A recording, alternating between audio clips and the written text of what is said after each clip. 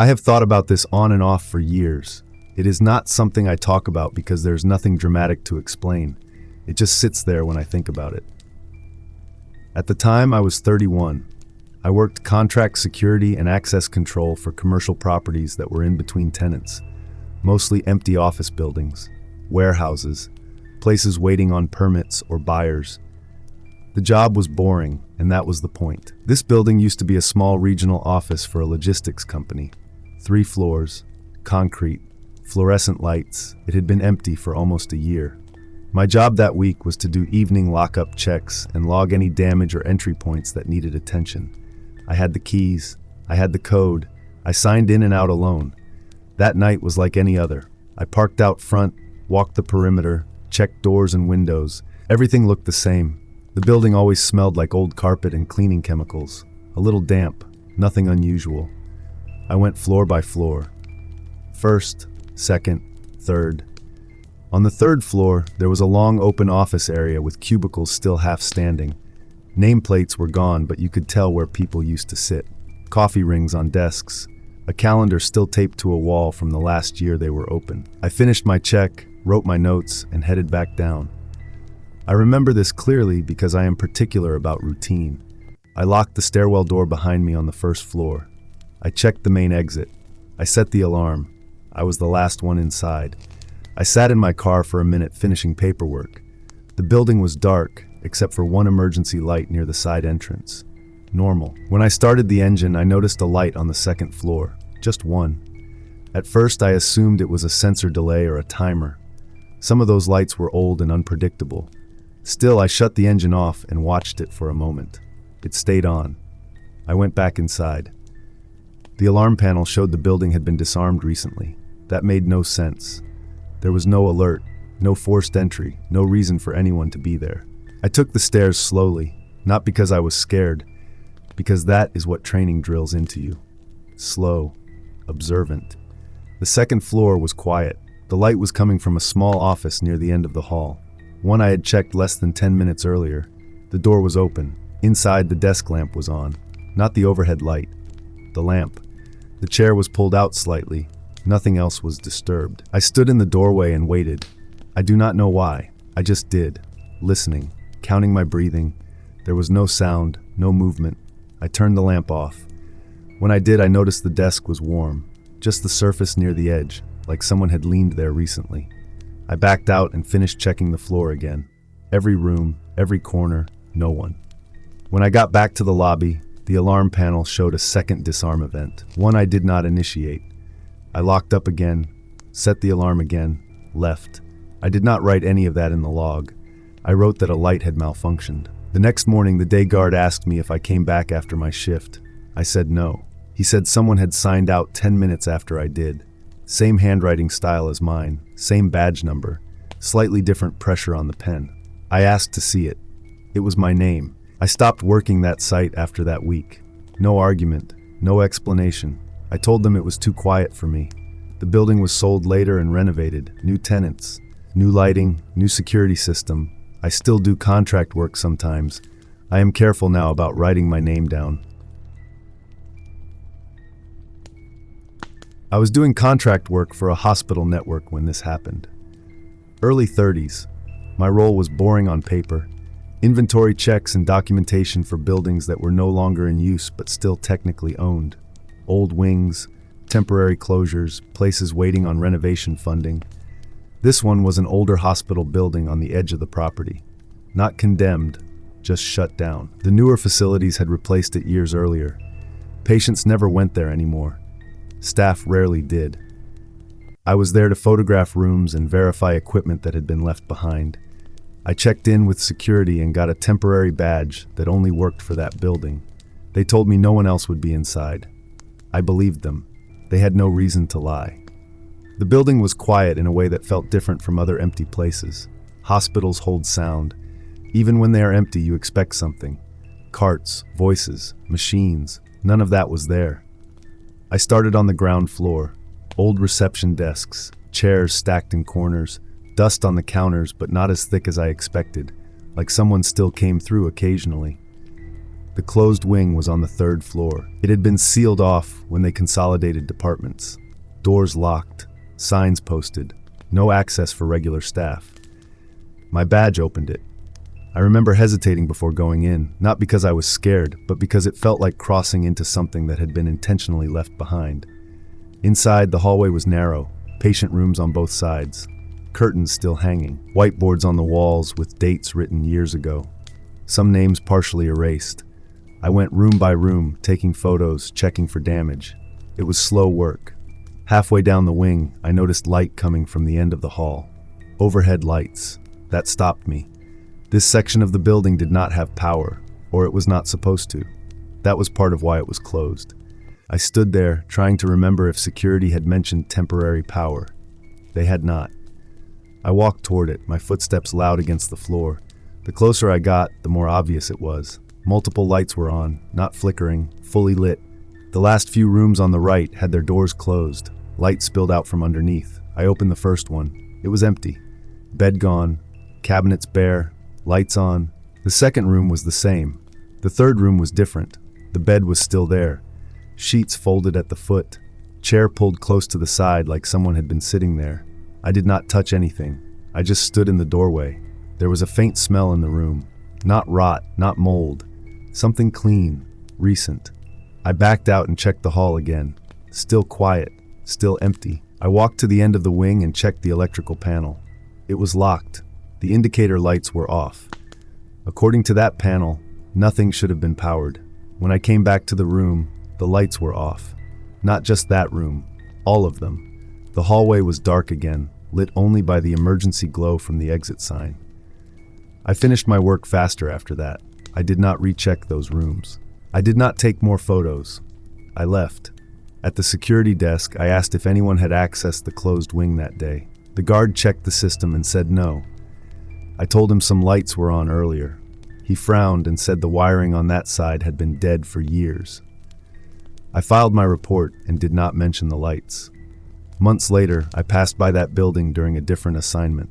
It was still closed, still dark, except for one wing on the third floor. The lights were on again. I did not go inside to confirm. I already knew what I would find. I was between jobs when this happened, mid-30s, picking up short contracts wherever I could. This one was simple, a survey of an abandoned factory on the edge of an industrial park. The city wanted updated photos and notes before deciding what to do with it. The place used to manufacture electrical parts. It had been shut down for at least 10 years, maybe longer. The parking lot was cracked and overgrown. The sign out front was so faded you could barely read the name. I went alone. No security, no power, just daylight and a checklist. Inside, everything smelled like dust and old oil. The air felt dry, like it had not moved in a long time.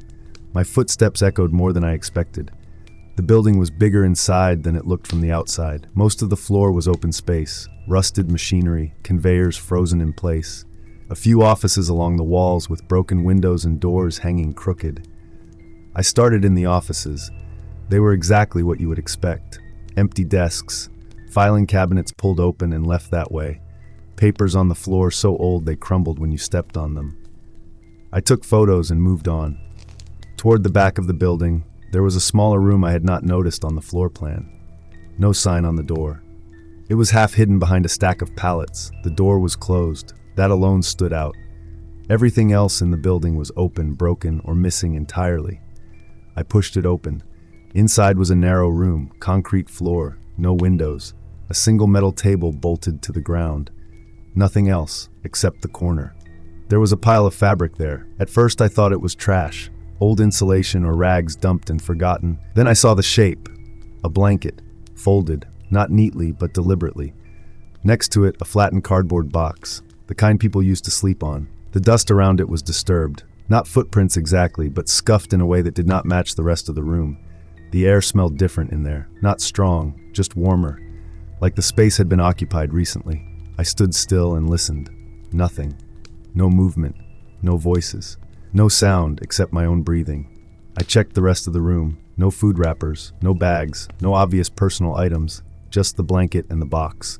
I told myself it was probably someone passing through, a squatter. It made sense. The building was easy to access, out of the way.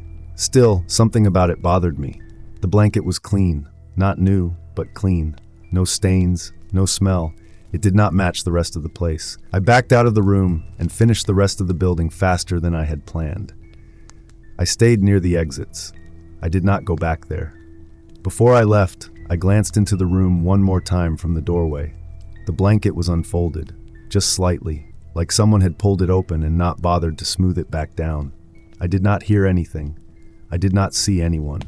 I left. In my report, I noted signs of possible human presence and recommended securing the building.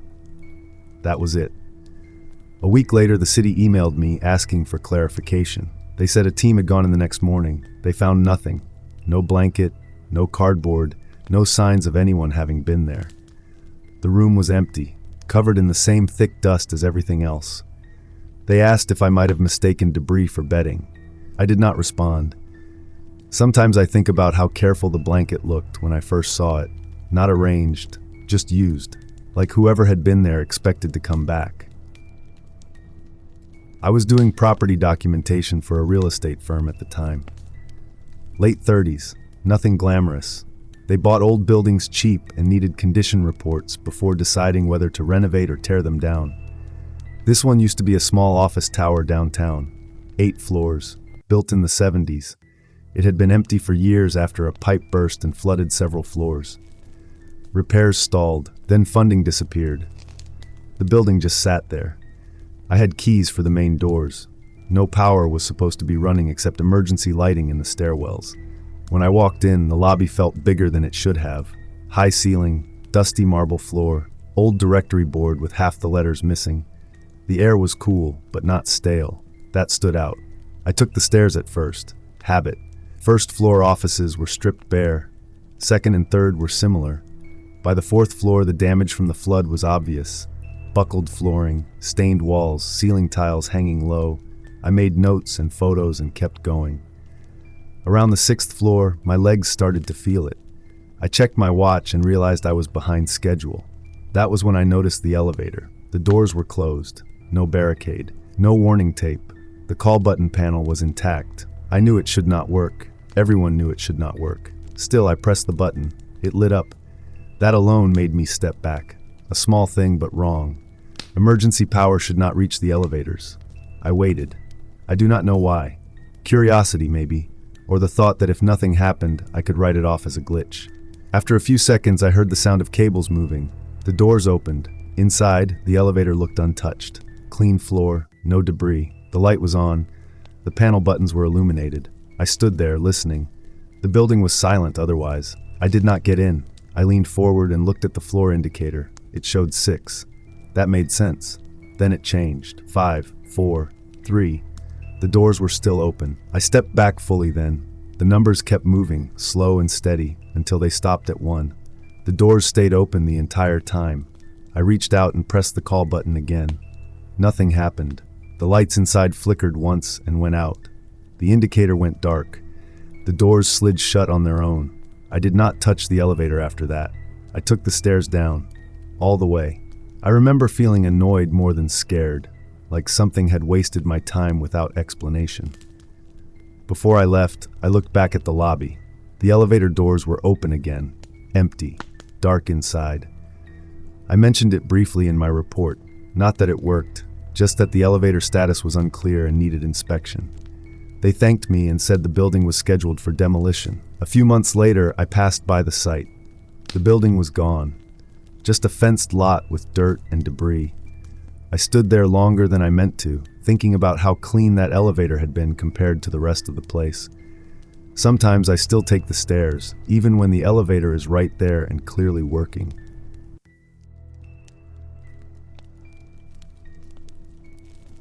I was doing a site walkthrough for an insurance adjuster, late 30s. The job was to document condition and note anything that could be considered a liability.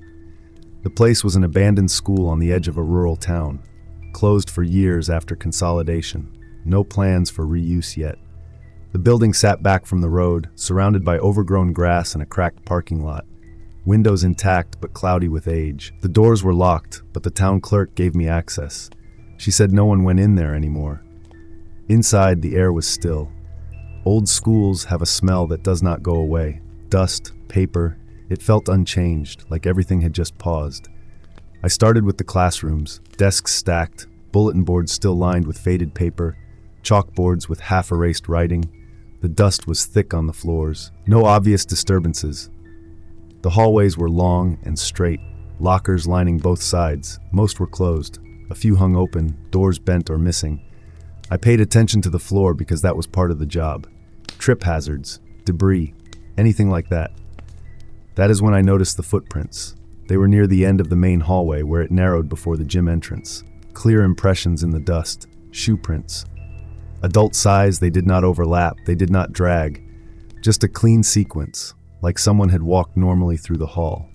I stopped and looked around. No sound, no movement. I followed the prints with my eyes. They came from the direction of the gym and went toward the exit I had used, but they stopped about 10 feet short of the doors. There were no prints beyond that point. I checked my own shoes, different tread. These were not mine. I stood there longer than I needed to, listening. The building stayed quiet. I went into the gym. The floor was covered in dust except for one clear path from a side door to the center of the room. More footprints. Same pattern. The side door was locked from the inside. I checked the handle. Solid. No give.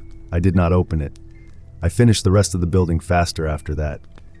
I did not see any more footprints, which bothered me more than if I had.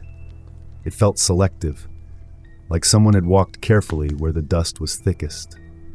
When I left, I looked back down the hallway. The prints were still there. Later that day, I emailed the clerk to ask if anyone else had access. She said no. She said the keys had not been signed out in months. She asked if I saw evidence of vandalism. I told her no. I did not mention the footprints. What stuck with me was how normal they looked. Not hurried, not cautious, just someone walking through a place that had already decided it was empty. I was hired to do repeat inspections on a set of abandoned municipal buildings. Late 30s, contract work, same sites every few months, same checklist. The job depended on consistency. You notice what changes because almost nothing ever does. This building used to be a records annex. Paper storage, offices, a few meeting rooms. It had been empty for years. No power except emergency lights. No public access. I had been there before. Twice at least.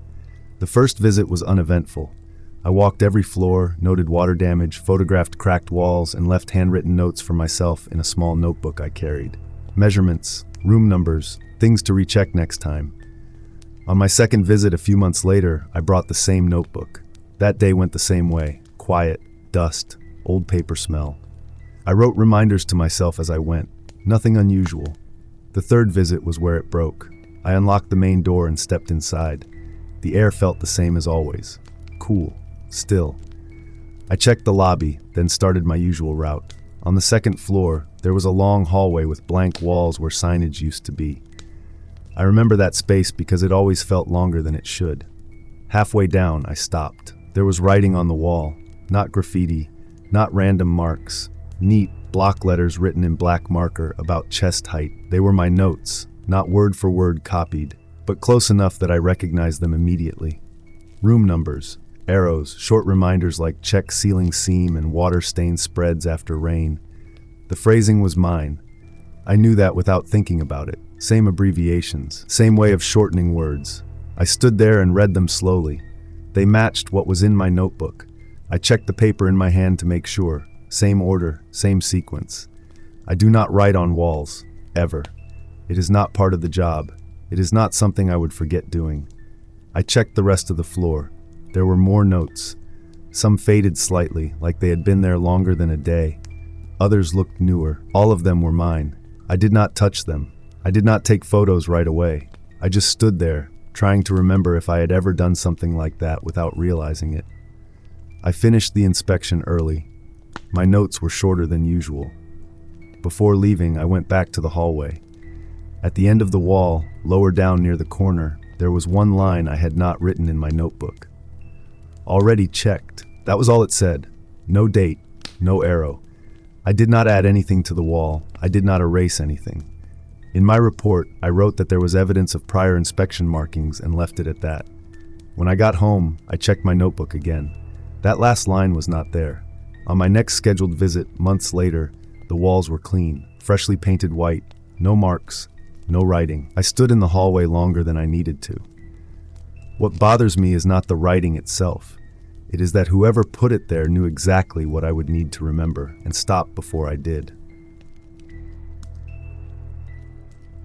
I was doing temporary night coverage for a property management company. Early 40s, nothing long-term, just filling gaps when their regular guards were short. This site was an abandoned office complex on the outskirts of the city.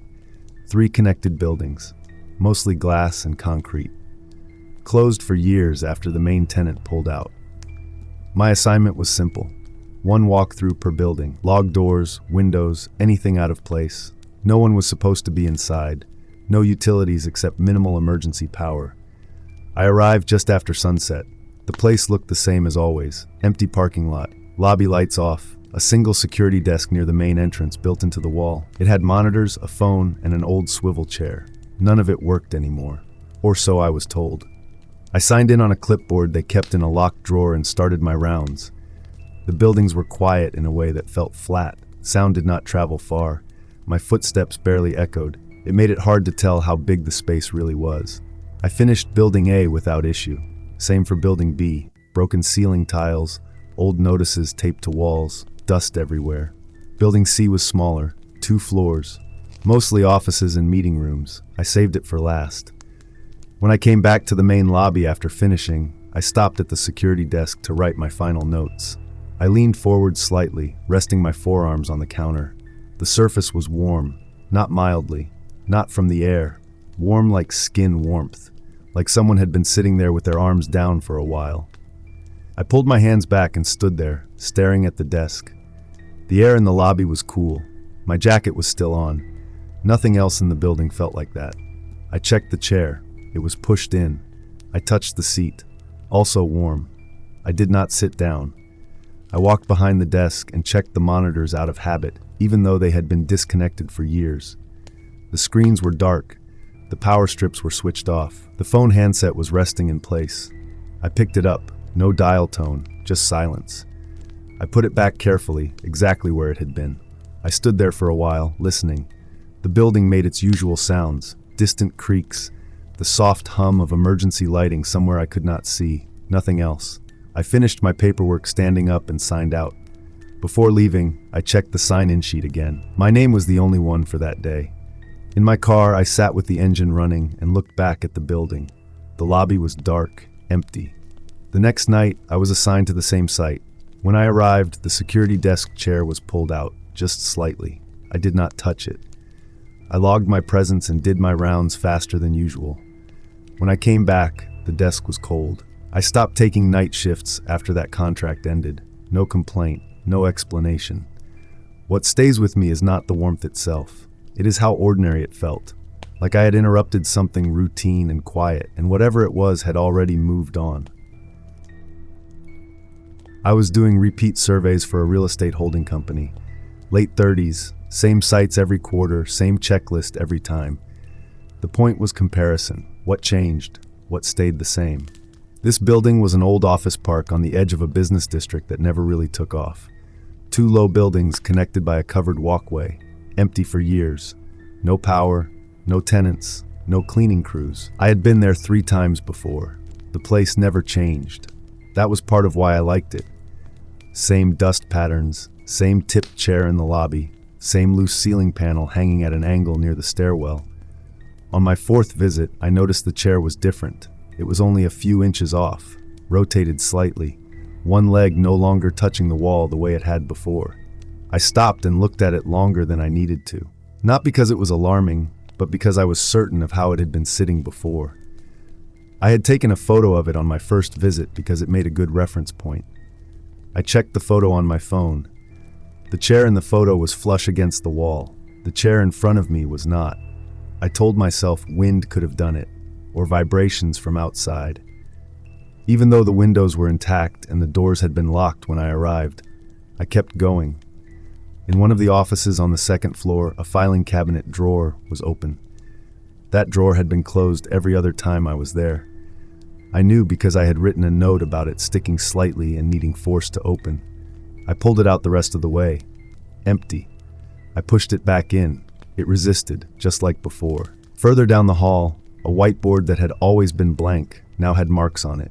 Faint, like something had been written and erased poorly. Just smudges, no words left. I stood there trying to remember if it had been like that before. I checked my previous photos. It had been clean. I finished the walkthrough slowly, checking corners and rooms I usually passed by without much thought. Nothing else was obviously wrong. No trash, no footprints, no signs of forced entry. Before leaving, I went back to the lobby. The chair was against the wall again, perfectly aligned. I did not touch it. I stood there, keys in my hand, trying to decide if I should write it up. In the end, I did not. There was no damage, no proof of entry, nothing I could point to without sounding uncertain. On my next visit, everything was exactly as it had been before. Chair flush, drawer closed, whiteboard clean, no signs of movement. That bothered me more than if things had stayed changed, because it meant whatever caused it did not leave anything behind. It only adjusted things long enough to be noticed, and then put them back the way they were supposed to be. I was doing a final walkthrough on an abandoned motel before it was scheduled for demolition. Early 40s. Hired by a development company that wanted documentation in case anything turned up later. The place had been shut down for years. Vandalized once or twice, but mostly ignored. It was one of those roadside motels built in the 70s. 2 floors, outdoor corridors. Parking lot full of weeds pushing through the asphalt.